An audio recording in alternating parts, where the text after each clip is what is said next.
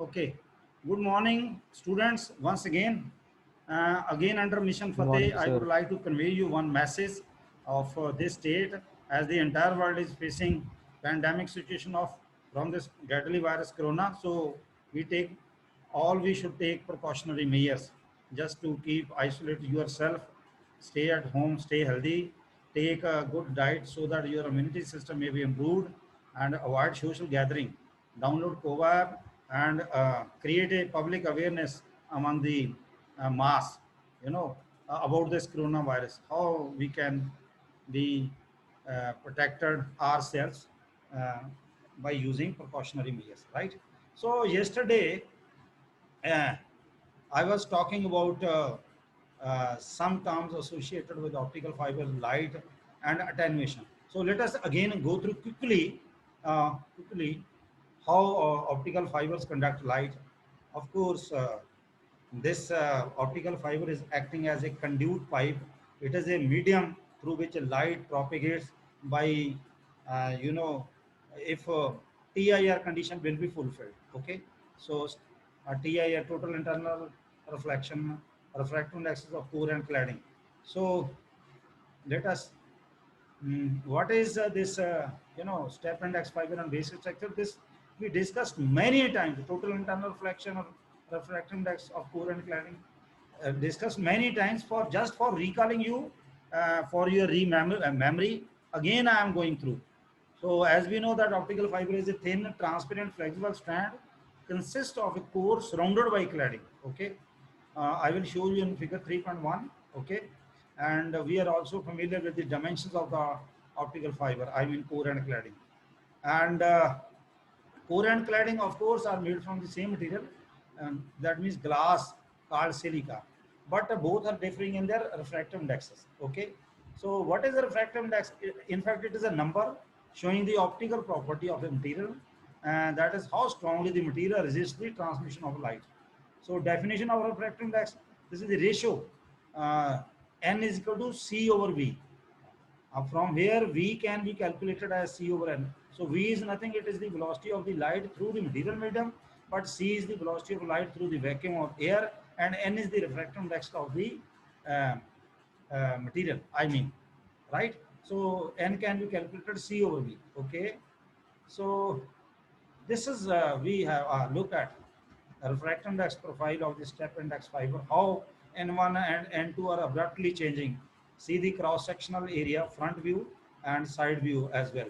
So core dia and outer dia of clad, you know. So this is where core and cladding are meeting, that becomes a boundary, okay?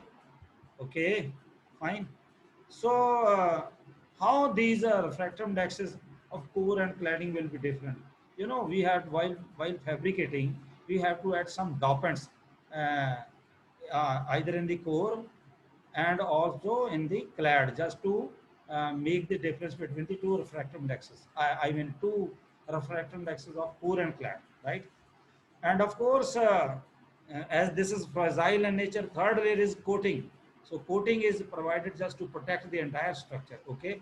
And coating is also made from different material than that of the core and cladding. Coating serves then as a first line of defense for very fragile core cladding structure.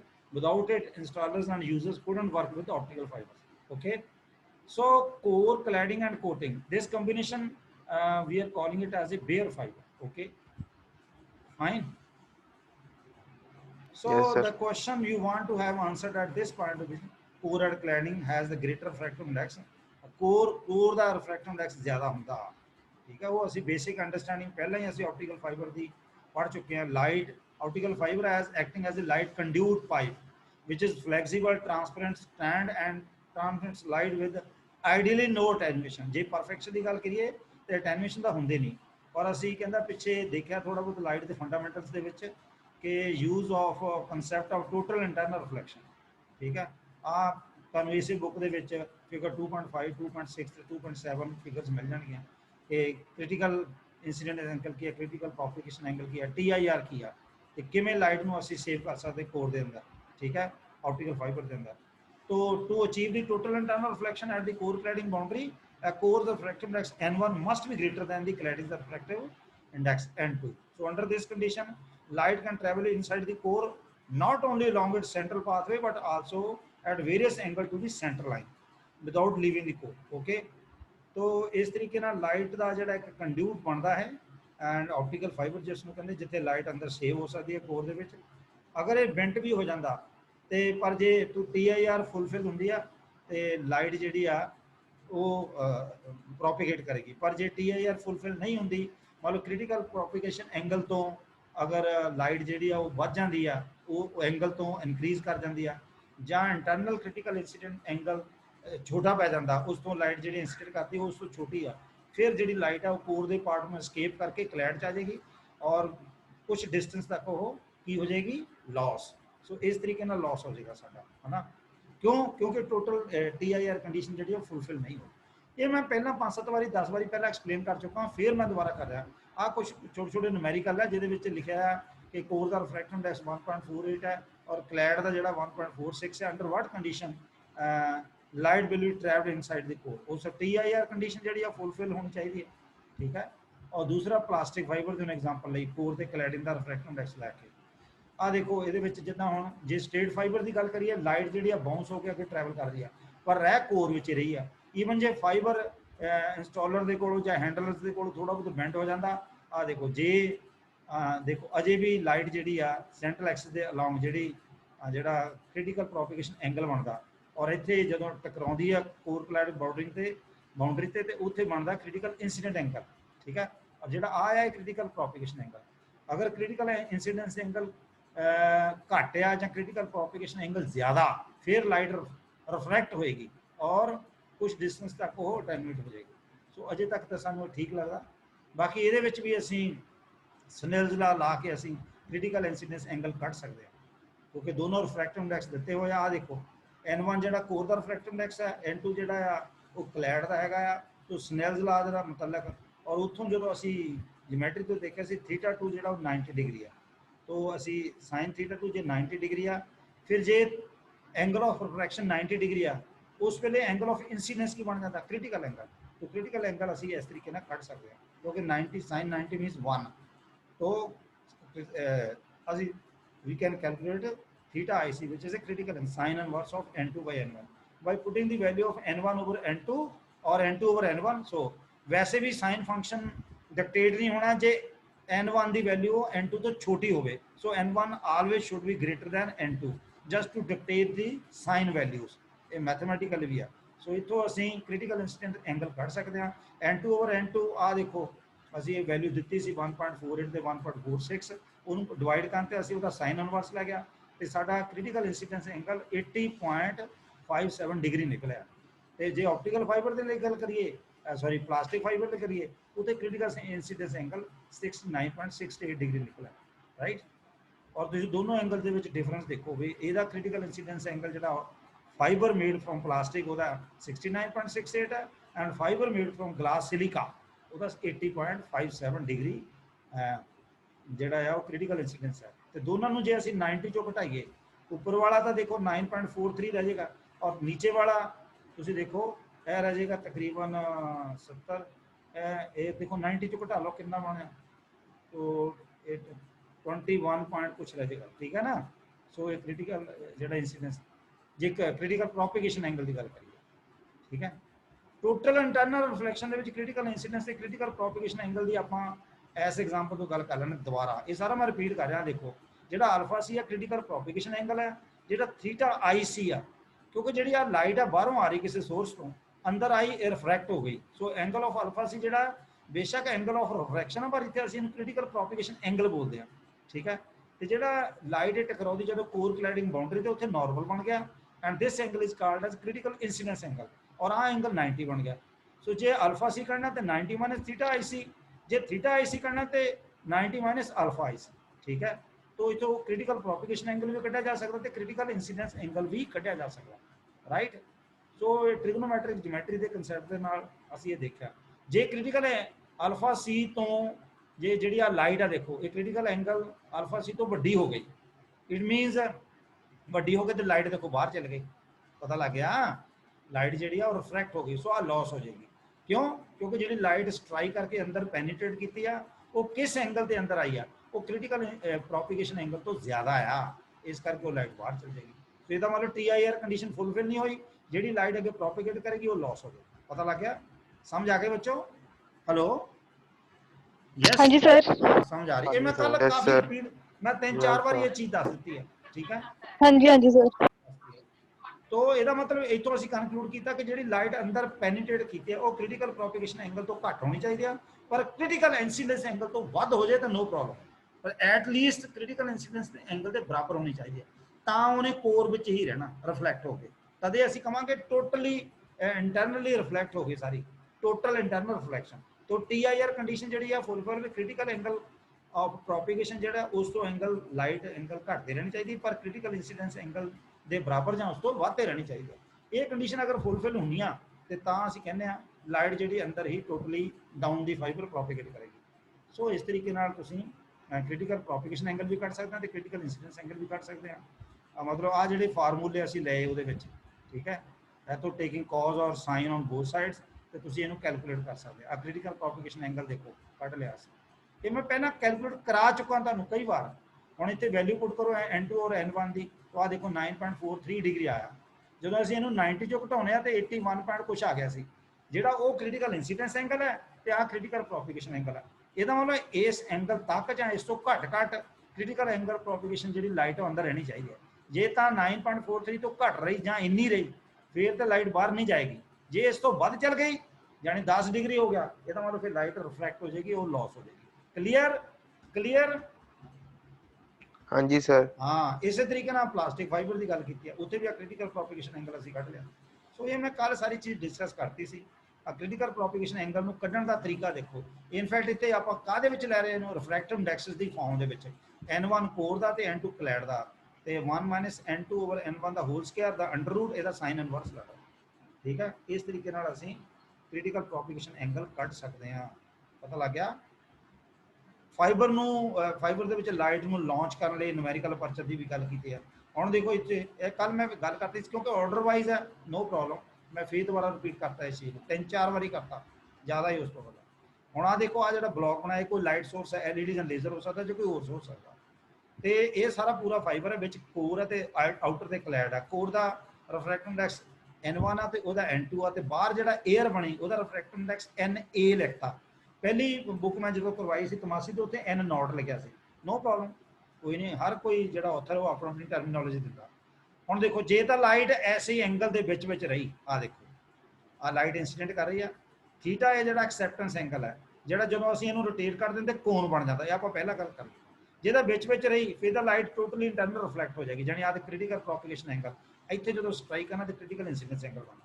जे देखो light एक्सैप्टेंस angle तो exceed कर गई, आ देखो यानी wider angle से strike की आस boundary दे air ते fibre की बाउंड्री से जो वाइडर एंगल तो स्ट्राइक की, यानी थीटा ए तो वड्डी हो गई, फिर देखो लाइट रिफ्लैक्ट तो होएगी, पर इधर भी क्रिटिकल प्रोपिगेशन एंगल तो बढ़ गई तो बाहर चले गई, ठीक है, इदा रिफ्लैक्ट हो गई तो क्लैड में चल गई, जो कुछ डिस्टेंस तक जाना इन्हें लॉस हो जाना, तो वो साढ़े लाइट जी है वो एनर्जी है, एनर्जी का साਡਾ लॉस है। सो ये भी एक अटेनुएशन का यानी पार्ट है। पता लग गया? हेलो, हाँ बच्चों, यस, हाँ जी सर। हाँ इस तरीके आ देखो कोर का जोड़ा एयर का जो रिफ्रैक्टिव इंडैक्स वो आलमोस्ट 1 हो जाता। इतने भी असीं स्नेल्स ला लगा सकते हैं, देखो इतने भी असीं स्नेल्स ला लगाया ही आ, देखो NA जो एयर का रिफ्रैक्टिव इंडैक्स है वो 1.0003 है, मीनस 1 नहीं है, तो फिर कला साइन थीटा ये रह गया ना, N1 कोर का तो साइन अल्फा सी जो क्रिटिकल प्रोपिगेशन एंगल है। सो ये इतों उन्हें कढ़ लिया साइन थीटा A, ठीक है, साइन थीटा A कला ही रह गया क्योंकि N1 1 हो गया, 1 हो गया, जो NA सॉरी आ देखो इन्ना रह गया, ठीक है, NA 1 हो गया, और इसे नूं वो न्यूमेरिकल अपर्चर कहंदा, ऐसे नूं ही वो न्यूमेरिकल अपर्चर कहंदा। ते जिहड़ा साइन अल्फा सी वो आपां पहला कढ लिया सी 1 माइनस, और देखो पिछे कढे सी पिछले पेज ते 1 - N2 ओवर N1 दा होल स्क्वायर दा होल अंडर रूट, वो साइन अल्फा सी वो तो अल्फा सी ते साइन इनवर्स कढ लिया सी। ਇੱਥੇ ਅਸੀਂ ਉਹਦੀ ਵੈਲਿਊ ਪੁੱਟ ਕਰਕੇ ਅਸੀਂ ਐਕਸੈਪਟੈਂਸ ਐਂਗਲ ਕੱਢ ਸਕਦੇ, ਪਤਾ ਲੱਗ ਗਿਆ। ਕਈ ਵਾਰੀ ਅਸੀਂ ਇਹਨੂੰ ਹਾਫ ਐਂਗਲ ਲੈਂਦੇ, ਕਈ ਵਾਰੀ ਜਿੱਦਾਂ ਕੋਨ ਦਾ ਐਂਗਲ ਉਹ ਡਬਲ ਹੋ ਗਿਆ, ਸੋ ਅਸੀਂ ਥੀਟਾ, ਕਈ ਆਥਰ ਉਹਨੂੰ ਥੀਟਾ A ਲਿਖਦੇ ਆ, ਹੈਗਾ ਐਕਸੈਪਟੈਂਸ ਐਂਗਲ ਹੀ ਹੈ। क्लियर क्लियर हो गई गल? हेलो, हाँ बच्चों बोलो बोलो बोलो बच्चों बोलो बोलो। आ देखो हुण आपां इस फार्मूले में जो स्नेल्स ला की गल करते एन ए तो 1 हो गया साइन थीटा ए जो साइन एन ए जो देखो 1 ले लिया 1.0003 और 1.48 ਤੇ 1.46 ਉਹ ਰਿਫਰੈਕਟਿਵ ਇੰਡੈਕਸ ਦੀ ਕੋਰ ਤੇ ਕਲੈਡ ਦੇ ਜੇ ਮੈਂ ਕ੍ਰਿਟੀਕਲ ਪ੍ਰੋਪਗੇਸ਼ਨ ਐਂਗਲ ਕਹਿਣਾ ਤੇ 9.43 ਪਹਿਲਾਂ ਮੈਂ ਕੱਢ ਹੀ ਲਿਆ ਪਤਾ ਨਾ ਇਹ ਕੱਢਿਆ ਸੀਗਾ ਆਪਾਂ ਪਹਿਲਾਂ ਹੁਣ ਇੱਥੇ ਇਹਦੀ ਵੈਲਿਊ ਪੁੱਟ ਕਰਦੇ ਦੇਖੋ ਇਸ ਦੇ ਵਿੱਚ ਆ n 1.48 ਕੀ ਹੈ n1 ਕੋਰ ਦਾ ਰਿਫਰੈਕਟਿਵ ਇੰਡੈਕਸ ਤੇ 9.43 ਕੀ ਹੈ ਕ੍ਰਿਟੀਕਲ ਪ੍ਰੋਪਗੇਸ਼ਨ ਐਂਗਲ ਸੋ ਸਾਈਨ ਪਹਿਲਾਂ 9.43 ਦਾ ਸਾਈਨ ਲੈ ਲਓ ਤੇ ਫਿਰ ਜਿਹੜੀ ਵੈਲਿਊ ਹੈ ਉਹਨੂੰ 1.48 ਨਾਲ ਮਲਟੀਪਲਾਈ ਕਰ ਲਓ ਤੇ ਸਾਈਨ ਥੀਟਾ ਇਹ ਆ ਗਿਆ 0.245 ਠੀਕ ਹੈ तो ये तो थीटा ए करना तो साइन इनवर्स ले लो तो देखो आ देखो 14.033 डिग्री आ गया ये असल च एंगल हाफ आया एक्सेप्टेंस एंगल जो असं रोटेट करते हैं तो डबल बन जाता इन दो ना मल्टीप्लाई करेंगे ये 28.066 हो जाएगा पता लग गया हाँ ਜਾਂ 066 मीन 7 ਦੇ ਲਾਗੇ ਆ ਗਿਆ ਸੋ ਇਸੇ ਤਰੀਕੇ ਨਾਲ ਉਹ ਸੀਗਾ ਸਿਲਿਕਾ ਗਲਾਸ ਵਾਸਤੇ ਆਏਗਾ ਪਲਾਸਟਿਕ ਫਾਈਬਰ ਵਾਸਤੇ ਠੀਕ ਹੈ ਇੱਥੇ ਵੀ ਅਸੀਂ ਕ੍ਰਿਟੀਕਲ ਜਿਹੜਾ ਇਨਸੀਡੈਂਸ ਜਿਹੜਾ ਐਕਸੈਪਟੈਂਸ ਐਂਗਲ ਆ ਬਾਹਰ ਉਹ ਕੱਢ ਸਕਦੇ ठीक है ये हाफ इन्ना है तो डबल इन्ना है सो इतों तुहानूं हुण तीनों एंगल बारे पता लग्या acceptance angle critical propagation angle ते critical incidence angle clear clear yes sir हुण हाँ जी सर न्यूमेरिकल अपर्चर की है देखो न्यूमेरिकल अपर्चर की है ये असल च की है एक फिगर है एक बार ऐसा एरिया बनया जिहदा लाइट नूं गैदर करन दी ऑप्टिकल फाइबर दी न्यूमेरिकल अपर्चर जिहड़ी एक ऐसी प्रॉपर्टी है ऐसा फिगर है ऐसा नंबर है ਜਿਹੜਾ ਸੋਰਸ ਤੋਂ ਆਈ ਲਾਈਟ ਨੂੰ ਗੈਦਰ ਕਰਨ ਦੀ ਆਪਣੀ ਅਬਿਲਿਟੀ ਰੱਖਦਾ ਕੈਪੇਬਿਲਿਟੀ ਰੱਖਦਾ ਠੀਕ ਹੈ ਔਰ ਉਹਨੂੰ ਆਪਾਂ ਦੇਖੋ ਸਾਈਨ ਥੀਟਾ a ਨਾਲ ਰਿਪਰੈਜ਼ੈਂਟ ਕਰਦੇ ਹਾਂ ਪਤਾ ਲੱਗਿਆ na ਆਪਾਂ ਪਿੱਛੇ na ਨੂੰ ਆਪਾਂ n1 ਆਪਾਂ ਸਾਈਨ ਥੀਟਾ a ਕੀਤਾ ਤੇ ਜਿਹੜਾ ਸਾਈਨ ਥੀਟਾ a ਉਹ ਆਪਾਂ ਪਿੱਛੇ ਸਨੇਲਜ਼ ਲਾ ਵਿੱਚ ਪੜਿਆ ਕਿਉਂਕਿ ਇੱਥੇ n ਨੋਟ ਜਿਹੜਾ ਆ ਉਹ 에ਅਰ ਦਾ ਸੀ ਜਾਂ na ਤੇ n1 ਸਾਈਨ ਅਲਫਾ ਸੀ ਰੱਖਤਾ ਸਾਈਨ ਅਲਫਾ ਸੀ ਦੀ ਵੈਲਿਊ n ਹੀ ਆ ਇੱਥੇ ਆਪਾਂ ਇਹਨੂੰ ਪੁੱਟ ਕਰਤਾ ਠੀਕ ਹੈ ਇੱਥੇ ਆਪਾਂ ਇਹਨੂੰ ਪੁੱਟ ਕਰਤਾ ਪਤਾ ਲੱਗ ਗਿਆ साइन अल्फा सी दी so N A sine theta है तो theta A sine theta A n1 sine alpha C sine alpha C दी वैल्यू पुट करती तो बाई पुटिंग असी साडे को आ गया जो इन्हू सॉल्व करना है बन जाना 1 माइनस n2 ओवर n1 का होल स्क्वायर n1 स्क्वायर थले आ गया उन्होंने बाहर कट लो कला रह गया n1 कट जाना सो साडे कोल na देखो साइन थीटा ए भी आ साइन थीटा ये बराबर आ ते alpha C sine alpha C ये बराबर है इतों N A in terms of refractive index कढ़ लिया पता लग गया ये आप 3-4 बारी मैं 5 बारी सानू 6 बारी 7 बारी करा चुका सो इतों न्यूमेरिकल अपर्चर भी असीं कढ़ सकते हैं सो देखो एक फिगर है देखो 0.245 एक फिगर है जो असीं वैल्यू पुट कर पता लग गया आ ग्लास कोड ग्लास सिलिका वास्ते है ते आ प्लास्टिक वास्ते है हुण दोनों विच देखो फर्क है यानी ਉਹਦਾ न्यूमेरिकल अपर्चर इन्ना ते ਇਹਦਾ न्यूमेरिकल अपर्चर है पता लग गया समझ आ गई प्लास्टिक मेड फाइबर हाँ जी सर ਹੁਣ ਇਹ ਸਾਰੀ ਡਿਸਕਸ਼ਨ ਤੋਂ ਸਾਨੂੰ ਇੱਕੋ ਗੱਲ ਆਈ ਮੰਨ ਲਓ ਜੋ ਆਈ ਵੀ ਜਿਹੜੀਆਂ ਵੀ ਜਿੰਨੇ ਵੀ ਫਾਰਮੂਲੇ ਡਿਵੈਲਪ ਹੋ ਰਹੇ ਆ ਉਹਦੇ ਵਿੱਚ ਰਿਫਰੈਕਟਿਵ ਇੰਡੈਕਸ ਦੀ ਗੱਲ ਜ਼ਰੂਰ ਆ ਰਹੀ ਹੈ ਕੋਰ ਤੇ ਕਲੈਡ ਦੀ ਜਾਨੀ n1 ਤੇ n2 ਦੀ ਜ਼ਰੂਰ ਆ ਰਹੀ ਫਿਰ ਕ੍ਰਿਟੀਕਲ ਪ੍ਰੋਪਗੇਸ਼ਨ ਐਂਗਲ ਦੀ ਵੀ ਗੱਲ ਆ ਰਹੀ ਕ੍ਰਿਟੀਕਲ ਇਨਸੀਡੈਂਸ ਐਂਗਲ ਦੀ ਵੀ ਗੱਲ ਆ ਰਹੀ ਠੀਕ ਹੈ ਕ੍ਰਿਟੀਕਲ ਫਿਰ ਐਕਸੈਪਟੈਂਸ ਐਂਗਲ ਦੀ ਵੀ ਗੱਲ ਆ ਰਹੀ ਔਰ ਨਿਊਮੈਰੀਕਲ ਅਪਰਚਰ ਦੀ ਵੀ ਗੱਲ ਆ ਰਹੀ ਤੇ ਜਿਹੜੀ ਸਾਰੀ ਡਿਸਕਸ਼ਨ ਹੈ ਉਹਦਾ ਇੱਕ ਫਲੋ ਡਾਇਗਰਾਮ ਇਦਾਂ ਬਣਦਾ ਵੀ ਜਿਹਦਾ ਇੰਟਰਨਲ ਕ੍ਰਿਟੀਕਲ ਇਨਸੀਡੈਂਸ ਐਂਗਲ ਹੈ this leads toward critical propagation angle and critical propagation angle leading towards acceptance angle and acceptance angle leading toward numerical aperture पता लग गया बच्चों और ये चीज़ां एक तो हाँ जे सानू एक चीज़ पता तो दूजी भी उधर उधर नू लीड करेगी जानी जे इंटरनल क्रिटिकल इंसीडेंस एंगल जिहड़ा आ एट है जां इस तो जिहड़ा भी एंगल ते लाइट स्ट्राइक कीती इत्ते जां इस तो वाधे करेगी ते ठीक है फिर क्रिटिकल प्रोपगेशन एंगल जिहड़ा आ वो सानू एक्सेप्टेड है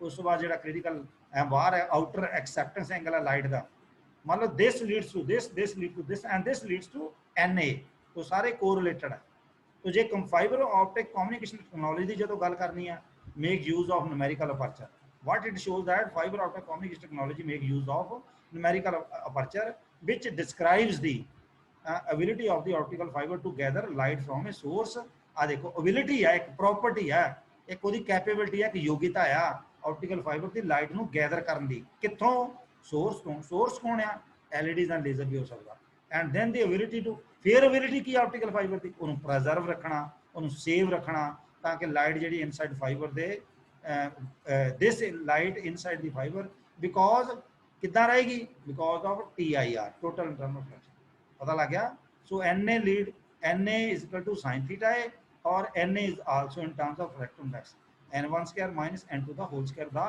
होल अंडर रूट। क्लियर जी क्लियर सर। हाँ। यस तो सर। न्यूमेरिकल पर्सन मैं 3 4 5 6 बारी करा चुका हाँ 8 बच्चे जुड़ गए चलो एनी हो मानो पल्ला भी जुड़ गया बाद ठीक है। सो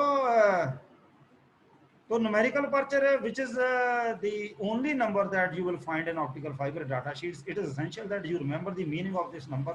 It represents the condition of TIR inside the optical fiber, a condition that is absolutely necessary if we want to use optical fiber for communication.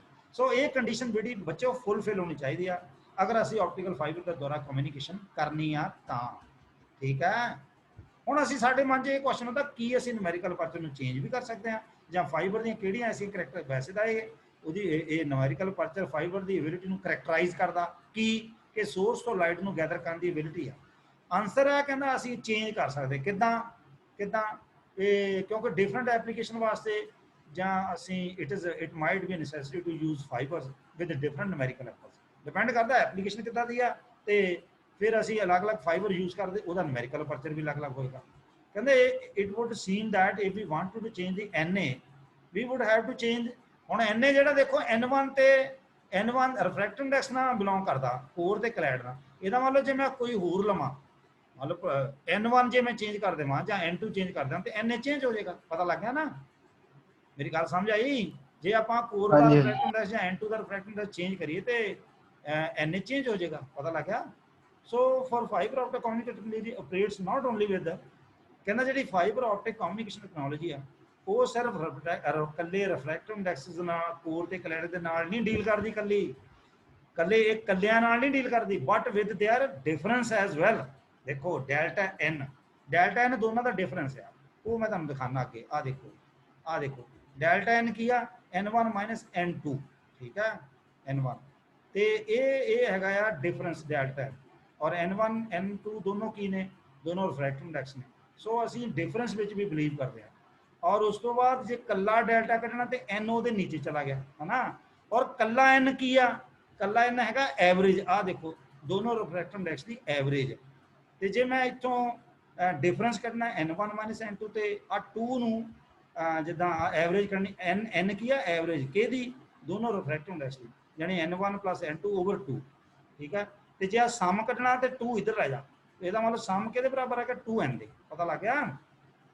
ਇਹ ਆਪਾਂ ਪਹਿਲਾਂ 20 ਕਰ ਚੁੱਕੇ ਹਾਂ ਔਰ ਦੂਜੀ ਗੱਲ ਹੈ ਜੇ ਅਸੀਂ numerical aperture in terms of ਇਦਾਂ ਵੀ ਦੇਖਿਆ n1² - n2 ਦਾ ਹੋਲ ਸਕੁਆਇਰ ਦਾ ਹੋਲ ਅੰਡਰ ਰੂਟ ਔਰ ਜਦੋਂ ਇਹਨੂੰ ਥਰਡ ਆਇਡੈਂਟੀਟੀ ਜਿਹੜੀ ਅਲਜਬਰਿਕ ਹੈ ਇਹਦੇ ਨਾਲ 2 ਦੇ ਫੈਕਟਰ ਬਣ ਗਿਆ ਇੱਕ ਪਲੱਸ ਦਾ ਇੱਕ ਮਾਈਨਸ ਦਾ ਤੋਂ ਆ ਜਿਹੜਾ ਸਮ ਆ ਇਹਦਾ 2n ਦੇ ਬਰਾਬਰ ਹੈ ਤੇ ਜਿਹੜਾ ਡਿਫਰੈਂਸ ਆ ਉਹ ਡੈਲਟਾ n ਦੇ ਬਰਾਬਰ ਹੈ ਉੱਪਰ ਅੰਡਰ ਰੂਟ ਹੈ ਹੁਣ n * n n² ਬਣ ਗਿਆ ਤੇ ਨਾਲ 2 ਡੈਲਟਾ ਬਣ ਗਿਆ n² ਦਾ n ਬਾਹਰ ਆ ਗਿਆ ਤੇ √2 ਡੈਲਟਾ ਅੰਡਰ ਰਹਿ ਗਿਆ ਪਤਾ ਲੱਗ ਗਿਆ √2 ਡੈਲਟਾ ਤੋਂ numerical aperture ਇਹ ਵੀ ਆ ਗਿਆ। ਕਲੀਅਰ ਹੋ ਗਈ ਗੱਲ ਕਲੀਅਰ ਹੋ ਗਈ ਹਾਂਜੀ ਸਰ। ਦੇਖੋ numerical aperture ਕਿੰਨੀ ਚੀਜ਼ਾਂ ਦੇ ਵਿੱਚ ਤੋਂ ਇੱਥੋਂ ਹੁਣ ਸਾਨੂੰ ਇੱਥੋਂ ਲੱਗਦਾ ਕਿ ਕੱਲਾ ਜਿਹੜਾ numerical aperture ਆ ਉਹ N1 N2 ਤੇ ਡਿਪੈਂਡ ਨਹੀਂ ਰਾਦਰ n ਜਿਹੜੀ ਐਵਰੇਜ ਵੈਲਿਊ ਤੇ ਡੈਲਟਾ ਕੀ ਆ relative refractive index ਯਾਨੀ ਆ ਦੇਖ ਕੱਲਾ N1 - N2 ਦਾ ਡਿਫਰੈਂਸ ਓਵਰ n ਇਹਨੂੰ ਬੋਲਦੇ ਰਿਲੇਟਿਵ ਆ ਦੇਖ ਰਿਲੇਟਿਵ ਇੰਡੈਕਸ ਵੀ ਕਹਿੰਦੇ ਆ ਜਾਂ relative difference of the refractive index ਵੀ ਕਹਿੰਦੇ ਆ ਪਤਾ ਲੱਗ ਗਿਆ ਸਮਝ ਆ ਗਈ।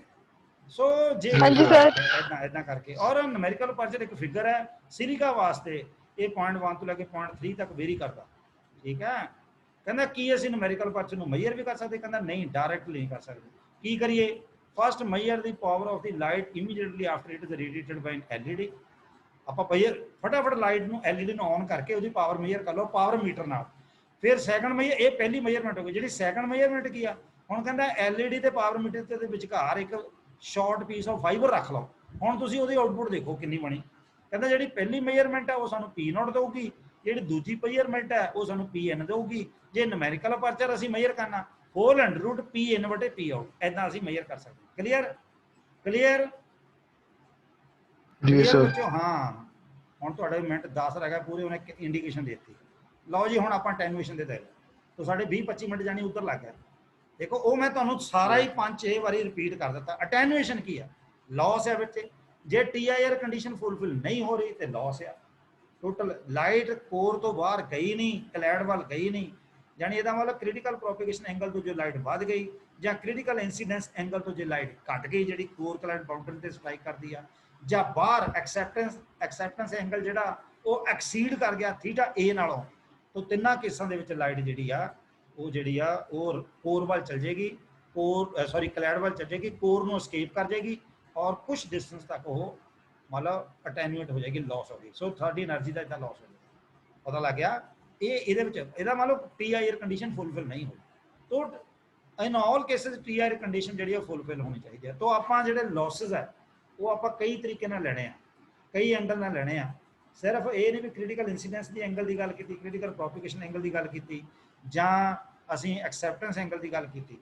ਅਸੀਂ ਹੋਰ ਵੀ ਦੇਖਣਾ, ਫਾਈਬਰ ਦੀ ਫੈਬਰੀਕੇਸ਼ਨ ਵੀ ਦੇਖਣੀ ਆ, ਫਾਈਬਰ ਦੀ ਹੈਂਡਲਿੰਗ ਵੀ ਦੇਖਣੀ ਆ, ਕਿਉਂਕਿ ਇੰਸਟਾਲਰ ਤੇ ਜਿਹੜੇ ਯੂਜ਼ਰ ਦਾ ਫਾਈਬਰ ਨੂੰ ਹੈਂਡਲ ਕਿੱਦਾਂ ਕਰਦੇ ਆ, ਜਾਂ ਅਸੀਂ ਉਹਨੂੰ ਕਿਸੇ ਡਕਟ ਵਿੱਚ ਪਾਇਆ, ਸਮੁੰਦਰ ਦੇ ਵਿੱਚ ਫਾਈਬਰ ਕੇਬਲ ਨੂੰ ਵਿਛਾਇਆ, ਜਾਂ ਅਸੀਂ ਉਹਨੂੰ ਕਿਸੇ ਬਿਲਡਿੰਗ ਦੇ ਵਿੱਚ ਉਹਨੂੰ ਹੈਂਡਲ ਕਿੱਦਾਂ ਕੀਤਾ, ਟੈਲੀਫੋਨ ਐਕਸਚੇਂਜ ਵਿੱਚ ਦੇਖਿਆ, ਜਾਂ ਉਹਦੀ ਕਟਿੰਗ ਨਾ ਪ੍ਰੋਪਰ ਹੋ ਗਈ, ਉਹਦੇ ਵਿੱਚ ਫਿਰ ਬੈਂਡਿੰਗ ਆ ਜਾਂਦੀ ਆ, ਉਹ ਬੈਂਡਿੰਗ ਲਾਸ ਵੀ ਹੋ ਜਾਂਦੇ ਆ।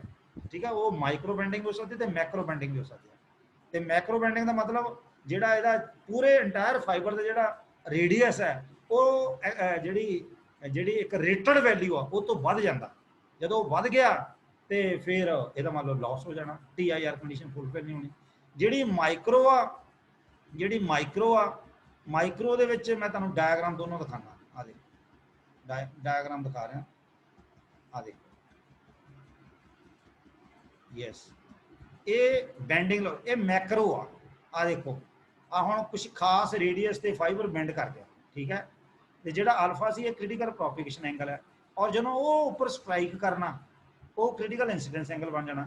तो ਇੱਥੇ ਦੇਖੋ ਆ ਜਿਹੜਾ ਐਂਗਲ ਹੈ ਅਲਫਾ ਸੀ ਤੋਂ ਐਕਸੀਡ ਕਰ ਗਿਆ ਤੇ ਲਾਈਟ ਚਲ ਗਈ ਬਾਹਰ, ਇਹਦਾ ਮਤਲਬ TIR ਵਾਇਲੇਟ ਹੋ ਗਈ। ਪਤਾ ਲੱਗ ਗਿਆ? ਮੇਰੀ ਗੱਲ ਫੋਲੋ ਕੀਤੀ? मतलब TIR ਕੰਡੀਸ਼ਨ ਨੂੰ ਵਾਇਲੇਟ ਕਰ ਗਈ ਤੇ ਲਾਈਟ ਬਾਹਰ ਚਲ ਗਈ ਤੇ ਇਹ ਸਾਡਾ ਲਾਸ ਆ। ਇਹ ਮੈਕਰੋ ਬੈਂਡਿੰਗ ਦੀ ਗੱਲ ਕੀਤੀ। ਇਸ ਤਰੀਕੇ ਨਾਲ ਮੈਂ ਅੱਗੇ ਗੱਲ ਕਰਦਾ yes micro bending. Micro bending ਦੇ ਵਿੱਚ ਕੀ ਹੈ ਨਾ, ਕੋਰ ਕਲੈਡਿੰਗ ਜਦੋਂ ਬਣਾਉਂਦੇ ਆ ਫਾਈਬਰ ਨੂੰ, ਉਹਦੀ ਬਾਉਂਡਰੀ ਤੇ ਸਭ ਮਾਈਕਰੋਸਕੋਪਿਕ ਉਹ ਜਿਹੜੇ ਜਾਂ ਮਾਈਕਰੋ ਡੈਂਟ ਜਾਂ ਮਾਈਕਰੋ ਕਨਵੈਕਸਿਟੀ ਜਿਹੀ ਪ੍ਰੋਡਿਊਸ ਹੋ ਜਾਂਦੀ ਹੈ। ਉਹਦੇ ਨਾਲ ਕਿ ਜਦੋਂ ਲਾਈਟ ਟਰੈਵਲ ਕਰਦੀ ਅੰਦਰ ਆਉਂਦੀ, ਉੱਤੇ ਜਦੋਂ ਸਟ੍ਰਾਈਕ ਕਰਦੀ ਆ ਉਹ ਸਰਫੇਸ ਇਰਰੈਗੂਲਰ ਹੁੰਦੀ ਆ ਤੇ ਜਿਹੜਾ ਕ੍ਰਿਟੀਕਲ ਇਨਸੀਡੈਂਸ ਐਂਗਲ ਹੈ ਜਾਂ ਕ੍ਰਿਟੀਕਲ ਪ੍ਰੋਪਗੇਸ਼ਨ ਐਂਗਲ ਹੈ ਉਹ ਜਾਂ ਕ੍ਰਿਟੀਕਲ ਪ੍ਰੋਪਗੇਸ਼ਨ ਐਂਗਲ ਐਕਸੀਡ ਕਰ ਸਕਦਾ ਤੇ ਕ੍ਰਿਟੀਕਲ ਇਨਸੀਡੈਂਸ ਐਂਗਲ ਘਟ ਸਕਦਾ ਤੇ ਲਾਈਟ ਚਲ ਜਾਣੀ ਬਾਹਰ, ਕਲੈਡ ਤੋਂ ਕੋਰ ਤੋਂ escape ਕਰ ਗਈ ਤੇ TIR ਫੇਲ ਹੋ ਜਾਣੀ ਆ, ਵਾਇਲੇਟ ਹੋ ਗਈ ਔਰ ਸਾਡਾ એનર્ਜੀ ਦਾ ਲਾਸ ਹੋ ਗਿਆ। ਪਤਾ ਲੱਗ ਗਿਆ? ਉਹ ਮਾਈਕਰੋ ਬੈਂਡਿੰਗ ਆ। तो ਇਹਦਾ ਦੋਨਾਂ ਦਾ ਇਲਾਜ ਕੀ ਆ? ਦੋਨਾਂ ਦਾ ਇਲਾਜ ਇੱਕੋ ਹੀ ਆ ਭਾਈ, ਫਾਈਬਰ ਹੈਂਡਲ ਵਿਦ ਕੇਅਰ। ਇਹ ਯੂਜ਼ਰ ਨੂੰ ਕਿਹਾ ਜਾਂਦਾ ਜਾਂ ਈਵਨ ਮੈਨੂਫੈਕਚਰਰ ਨੂੰ ਕਹਿੰਦਾ ਵੀ ਫਾਈਬਰ ਨੂੰ ਬਣਾਉਣ ਲਈ ਕੁਆਲਿਟੀਜ਼ ਅੱਛੀਆਂ ਇੰਪਰੂਵ ਕੀਤੀਆਂ ਜਾਣ ਜਾਂ ਹੈਂਡਲਿੰਗ ਪ੍ਰੋਪਰ ਕੀਤੀ ਜਾਵੇ। ਠੀਕ ਹੈ, ਕਿਉਂਕਿ ਜਿਹੜੀ ਫਾਈਬਰ ਦੇ ਵਿੱਚ ਜਦੋਂ ਫੈਬਰੀਕੇਸ਼ਨ ਕਰਨੀ ਆ ਕੋਰ ਤੇ ਕਲੈਡਿੰਗ ਦੀ, ਜਦੋਂ ਆਪਣੇ ਟੈਕਨੀਕਸ ਦੇਖੀਆਂ, ਮਾੜੀ ਮੋਟੀ ਕਿਤੇ ਮਾਈਕਰੋ ਡੈਂਟਿੰਗ ਆਈ ਜਾਂਦੀ, ਉਹਨੂੰ ਸਬ ਮਾਈਕਰੋਸਕੋਪਿਕ ਵੇਰੀਏਸ਼ਨਸ ਕਹਿੰਦਾ।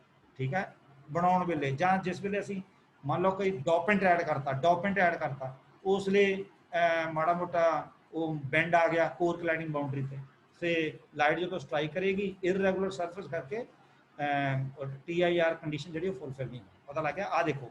आ देखो सब माइक्रोस्कोपिक। पता लग गया? आर यू देख रहे हैं बच्चों? जी जी हाँ, हाँ आ जी देखो सर। सब आ कोर क्लैडिंग बाउंड्री ਦੇ ਉੱਪਰ ਆ सब माइक्रोस्कोपिक। आ देखो अल्फा ਜਿਹੜਾ 1 ਹੈ ਉਹ अल्फा C ਤੋਂ ਗ੍ਰੇਡ ਕਰ ਗਿਆ, ਜਾਨੀ अल्फा C ਦੇ ਅੰਦਰ ਰਹਿਣਾ ਚਾਹੀਦਾ। ठीक है, इधर अल्फा 2 अल्फा C तो ग्रेड कर दिया तो लाइट उधर भी बाहर ते थल्ले भी बाहर, इतना साडी लॉस। सो TIR ਜਿਹੜੀ वायलेट हो गई। क्लीयर? ये माइक्रो मैक्रो ते माइक्रो बेंडिंग की गल हो गई। मिनट 5 रह गया, 5.5। ਸਕੈਟਰਿੰਗ ਕੀ ਆ? ਸਕੈਟਰਿੰਗ ਦੀ ਪਹਿਲੇ ਮੈਂ ਡਾਇਗਰਾਮ ਚ ਆ ਜਾਣਾ। ਆ ਦੇਖੋ ਜਦੋਂ ਆਪਟੀਕਲ ਫਾਈਬਰ ਨੂੰ ਅਸੀਂ ਬਣਾਉਨੇ ਆ, ਕਈ ਵਾਰੀ ਜਦੋਂ ਅਸੀਂ ਡੋਪੈਂਟ ਐਡ ਕਰ ਦਿੰਦੇ ਆ, ਡੋਪੈਂਟ ਜਿਹੜਾ ਰਿਫਰੈਕਟਿਵ ਇੰਡੈਕਸ ਕੋਰ ਦਾ ਤੇ ਕਲੈਡਿੰਗ ਦਾ ਅਸੀਂ ਉਹਨੂੰ ਚੇਂਜ ਕਰਨਾ, ਕਿਉਂਕਿ ਕੋਰ ਦਾ ਵੱਧ ਰਹਿਣਾ ਚਾਹੀਦਾ ਤੇ ਕਲੈਡ ਦਾ ਘੱਟ ਰਹਿਣਾ ਚਾਹੀਦਾ। ਉਹ ਡੋਪੈਂਟ ਐਡ ਕਰਨ ਤੋਂ ਵੇਲੇ ਕਈ ਵਾਰੀ ਕਿਤੇ ਨਾ ਕਿਤੇ ਕੋਈ ਮਾੜਾ ਮੋਟਾ ਕੋਈ ਪਾਰਟੀਕਲ ਰਹਿ ਜਾਂਦਾ, ਹੈ ਤਾਂ ਬਹੁਤ ਛੋਟੇ ਸਾਈਜ਼ ਦਾ, ਭਾਵੇਂ ਮਾਈਕਰੋਨ ਚ ਰਹਿ ਜਾਏ। ਹੁਣ ਜਦੋਂ ਲਾਈਟ ਸਟ੍ਰਾਈਕ ਕੀਤੀ, ਆ ਦੇਖੋ ਲਾਈਟ ਸਟ੍ਰਾਈਕ ਕੀਤੀ ਇੱਥੇ ਤੇ ਆ ਦੇਖੋ ਇਸ ਜਗ੍ਹਾ ਕੋਰ ਕਲੈਡਿੰਗ ਬਾਉਂਡਰੀ ਤੋਂ ਬਾਹਰ ਆ ਗਈ ਬਿਕੋਜ਼ ਆਫ ਦਿਸ ਆ ਜਿਹੜਾ ਜੋ ਵੀ ਚੀਜ਼ ਵਿੱਚ ਪਈ ਆ, ਕਿਉਂਕਿ ਠੀਕ ਹੈ ਇਹ ਪਾਰਟੀਕਲ ਐਸਾ ਆ ਗਿਆ। तो ਇਹਨੂੰ ਕਹਿੰਦੇ ਲਾਈਟ ਜਦੋਂ ਸਟ੍ਰਾਈਕ ਕਰਨੀ ਉਹ ਸਕੈਟਰ ਹੋ ਜਾਣੀ, ਡਿਫਰੈਕਟ ਹੋ ਜਾਣੀ ਆ ਔਰ ਉਹ ਸਾਰੇ ਪਾਸੇ ਖਿਲਰ ਜਾਣੀ। ਕੁਛ ਲਾਈਟ ਅੱਗੇ ਪ੍ਰੋਪਗੇਟ ਕਰ ਜਾਏਗੀ, ਕੁਛ ਕਲੈਡ ਵੱਲ ਨੂੰ ਚੱਲ ਜਾਏਗੀ, ਜਿਹੜੀ ਕਲੈਡ ਵੱਲ ਗਈ ਉਹ escape ਕਰ ਜਾਣੀ ਆ, ਉਹ ਸਾਡਾ ਲਾਸ ਹੋ ਜਾਣਾ। ਇਹਦਾ ਮਤਲਬ TIR ਇੱਥੇ ਵਾਇਲੇਟ ਹੋ ਗਈ। ਸੋ ਅਸੀਂ ਇਹਨੂੰ ਰੇਲੇ ਸਕੈਟਰਿੰਗ ਵੀ ਕਹਿੰਦੇ ਆ। ਗਾਂ ਜਦੋਂ ਪੜੋਗੇ ਰਮਨ ਸਕੈਟਰਿੰਗ ਵੀ ਪੜੋਗੇ, ਠੀਕ ਹੈ, ਹੋਰ ਤਰ੍ਹਾਂ ਦੀਆਂ ਸਕੈਟਰਿੰਗ ਵੀ ਟਾਈਪ ਤੁਸੀਂ ਪੜੋਗੇ, ਬਰਲੀਨਰ ਸਕੈਟਰਿੰਗ ਵੀ ਆ, ਠੀਕ ਹੈ। ਅਗਲੀ ਥੋੜੇ ਜਦੋਂ ਹਾਇਰ ਸਟੱਡੀ ਵੱਲ ਜਾਂਦੇ, ਅਬਜ਼ੌਰਪਸ਼ਨ ਕੀ ਆ, ਅਬਜ਼ੌਰਪਸ਼ਨ ਕੀ, ਅਬਜ਼ੌਰਪਸ਼ਨ ਕੀ ਆ, ਜਦੋਂ ਲਾਈਟ ਸਟ੍ਰਾਈਕ ਕਰਦੀ ਹੈ ਮੰਨ ਲਓ ਫੋਟੋਨ ਦੀ ਫਾਰਮ ਦੇ ਵਿੱਚ એનર્ਜੀ 'ਚ, ਜੇ ਤਾਂ ਜਿਹੜਾ ਐਟਮ ਆ ਜਿਸ ਮਟੀਰੀਅਲ ਤੋਂ ਬਣਿਆ ਸਿਲਿਕਾ ਦੀ ਗੱਲ ਹੈ, ਤੇ ਜੇ ਤਾਂ ਉਹਦੇ ਦੇਖੋ ਸਟ੍ਰਾਈਕ ਕਰਨਾ ਇਲੈਕਟ੍ਰੋਨ ਜਿਹੜੇ ਥੱਲੋਂ ਗਰਾਊਂਡ ਸਟੇਟ ਤੋਂ ਉੱਪਰ ਵੱਲ ਜਾਂਦੇ, ਠੀਕ ਹੈ, ਉਦੋਂ ਜਾਣੇ ਜਦੋਂ એનર્ਜੀ ਉਹਨੇ ਅਬਜ਼ੌਰਬ ਕਰ ਲਈ, ਤੇ ਉਹ ਜਿਹੜਾ એનર્ਜੀ ਡਿਫਰੈਂਸ ਦੋਨਾਂ ਸਟੇਟਾਂ ਦੇ ਵਿਚਕਾਰ ਉਹ ਅਬਜ਼ੌਰਬਡ એનર્ਜੀ ਦੇ ਬਰਾਬਰ, ਇਟ ਮੀਨਸ ਲਾਈਟ ਅਬਜ਼ੌਰਬ ਹੋ ਗਈ ਮਟੀਰੀਅਲ ਦੇ ਵਿੱਚ, ਅੱਗੇ ਗਈ ਨਾ। ਸੋ ਇਹ ਅਬਜ਼ੌਰਪਸ਼ਨ ਜਿਹੜੀ ਆ ਆਇਨ ਰੈਜ਼ੋਨੈਂਸ ਅਬਜ਼ੌਰਪਸ਼ਨ ਵੀ ਹੋ ਸਕਦੀ ਆ, ਸੌਰੀ ਅਲਟਰਾਵਾਇਲਟ ਅਬਜ਼ੌਰਪਸ਼ਨ ਵੀ ਹੋ ਸਕਦੀ ਹੈ, ਤੇ ਇਨਫਰਾਰੈਡ ਵੀ ਅਬਜ਼ੌਰਪਸ਼ਨ, ਕਿਉਂਕਿ ਜਿਹੜੀ ਅਲਟਰਾਵਾਇਲਟ ਆ ਉਹ ਵੀ ਲਾਈਟ ਹੈ, ਜਿਹੜੀ ਇਨਫਰਾਰੈਡ ਆ ਉਹ ਵੀ ਲਾਈਟ ਹੈ, ਪਤਾ ਲੱਗ ਗਿਆ। ਤੇ ਅਲਟਰਾਵਾਇਲਟ ਦੀ ਵੇਵਲੈਂਥ ਅਲੱਗ ਹੈ ਤੇ ਇਨਫਰਾਰੈਡ ਦੀ ਵੇਵਲੈਂਥ ਅਲੱਗ ਹੈ, ਇਟ ਮੀਨਸ ਅਬਜ਼ੌਰਪਸ਼ਨ ਵੀ ਅਲੱਗ-ਅਲੱਗ ਵੇਵਲੈਂਥ ਤੇ, ਪਤਾ ਲੱਗ ਗਿਆ, ਕਲੀਅਰ, ਹੈਲੋ, ਪਤਾ ਲੱਗ ਗਿਆ। ਹਾਂਜੀ ਸਰ। ਚਲੋ ਹੁਣ ਇਹਦੇ ਵਿੱਚ ਉਹਨੇ ਵਰਡ ਪਾਇਆ ਵੀ ਜਿਹੜਾ ਦੇਖੋ ਵੀ ਜਿਹੜੀ ਸਪੈਕਟਰਲ ਡਿਪੈਂਡੈਂਸ ਆਫ ਅਬਜ਼ੌਰਪਸ਼ਨ ਹੈ, ਸਪੈਕਟਰਲ ਦਾ ਮਤਲਬ ਇੱਥੇ ਵੇਵਲੈਂਥ, ਵੇਵਲੈਂਥ ਦੀ ਗੱਲ ਕਰਦਾ, ਠੀਕ ਹੈ। ਕਹਿੰਦਾ does this type of attenuation depends on the light wavelength, obviously, ਠੀਕ ਨਹੀਂ। ਇਹ ਤੁਹਾਨੂੰ ਮੈਂ ਦੱਸ ਦਿੰਦਾ ਡਾਇਗਰਾਮ ਦੇ ਵਿੱਚ, ਕਿਉਂਕਿ ਆ ਦੇਖੋ ਜਿਹੜਾ ਲੈਮਡਾ ਐਫ ਹੈ ਉਹ ਸੀ ਦੇ ਬਰਾਬਰ ਆ, ਜੇ ਇੱਥੋਂ ਐਫ ਕਰਨਾ ਸੀ ਬਟਾ ਲੈਮਡਾ, ਜਾਂ ਲੈਮਡਾ ਕਰਨਾ ਤੇ ਸੀ ਬਟੇ ਐਫ, ਠੀਕ ਹੈ। ਔਰ ਜਿਹੜੀ ਵੀ ਲਾਈਟ ਸਟ੍ਰਾਈਕ ਕਰੇਗੀ ਅੰਦਰ, ਠੀਕ ਹੈ, ਚਾਹੇ ਅਲਟਰਾਵਾਇਲਟ ਦੀ ਕੀਤੀ ਚਾਹੇ ਇਨਫਰਾਰੈਡ ਦੀ ਕੀਤੀ, ਉਹ ਲਾਈਟ ਅਬਜ਼ੌਰਬ ਹੋ ਜਾਣੀ, ਫੋਟੋਨ ਜਿਹੜੀ એનર્ਜੀ ਜਿਹੜੀ ਹੈ ਉਹ ਸਾਨੂੰ ਪਤਾ ਐਚ ਐਫ ਦੇ ਬਰਾਬਰ ਆ ਦੇਖੋ, ਠੀਕ ਹੈ। ਡੈਲਟਾ ਹੀ ਜਿਹੜੀ ਦੋਨਾਂ એનર્ਜੀ ਲੈਵਲ ਦਾ ਜਿਹੜਾ ਡਿਫਰੈਂਸ ਇਹ ਮੈਂ ਪਹਿਲਾਂ ਕਰਾ ਚੁੱਕਾ, ਠੀਕ ਹੈ। ਜੇ ਵੇਵਲੈਂਥ ਚੇਂਜ ਕਰ ਜਾਂਦੀ ਹੈ ਇਨਫਰਾਰੈਡ ਜਾਂ ਅਲਟਰਾਵਾਇਲਟ ਦੀ, ਠੀਕ ਹੈ, ਤੇ ਫ੍ਰੀਕੁਐਂਸੀ ਚੇਂਜ ਹੋ ਜਾਣੀ ਹੈ, ਠੀਕ ਹੈ, ਫ੍ਰੀਕੁਐਂਸੀ ਨਾਲ ਉਹਦੀ ਸਪੀਡ ਚੇਂਜ ਹੋ ਜਾਣੀ ਹੈ, ਪਤਾ ਲੱਗਾ। ਤੋ ਇਹਦੇ ਨਾਲ ਹੋਰ ਪੈਰਾਮੀਟਰ ਵੀ ਜਾਗ ਸਕਦਾ, ਠੀਕ ਹੈ।